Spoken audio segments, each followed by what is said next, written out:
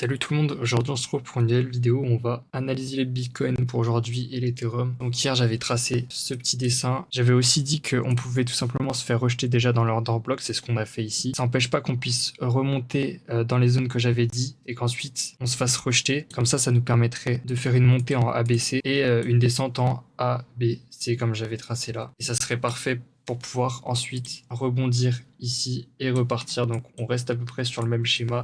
Donc c'est soit on remonte chercher cette zone pour ensuite redescendre, mieux ça serait plus clean, ou alors on va directement chercher la zone en bas et ensuite on repart. C'est un des deux. En attendant, pour moi, cette zone, elle va pas rester front run indéfiniment. Parce que si on regarde les liquidations, on peut voir déjà qu'on a un gros cluster vers les 94 000. Et si on dézoome encore, on peut voir que vraiment le gros est sur les 94 000, donc sous le lot, donc dans les zones que j'ai dit. Donc pour moi, c'est pas une zone qui va rester front run.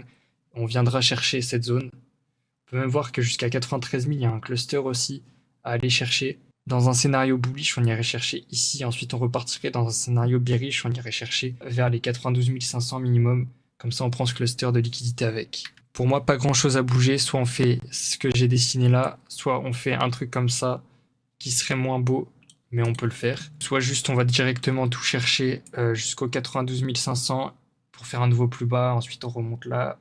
Et si on verra si on se fait rejeter ou si on part plus haut.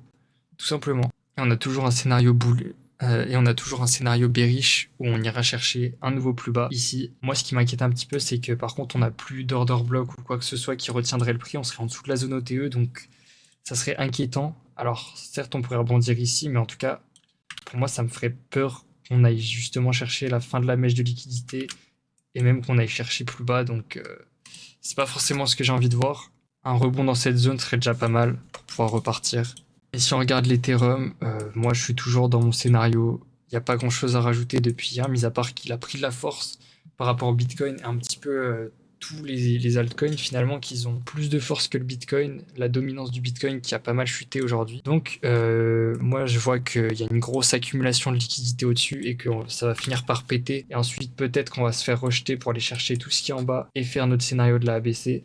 Ou soit on arrive à maintenir au-dessus, on fait un retest, on repart, et là, il faudra juste surveiller la zone de FVG en daily pour savoir si on est sorti d'affaire, mais ça reste à voir. En tout cas, si le Bitcoin suit son scénario bullish, c'est-à-dire qu'ils viennent juste chercher la zone que j'ai tracée, à savoir par ici vers les 94 500, l'Ethereum ne devrait pas trop souffrir et donc on devrait pouvoir réussir à maintenir au-dessus. Par contre, si le scénario bearish a lieu sur le Bitcoin, pour moi, le scénario de la ABC serait vachement probable. Bref, c'est tout pour cette vidéo. Merci de l'avoir suivi. N'hésitez pas à rejoindre mon serveur Discord qui est dans la description avec tous mes liens.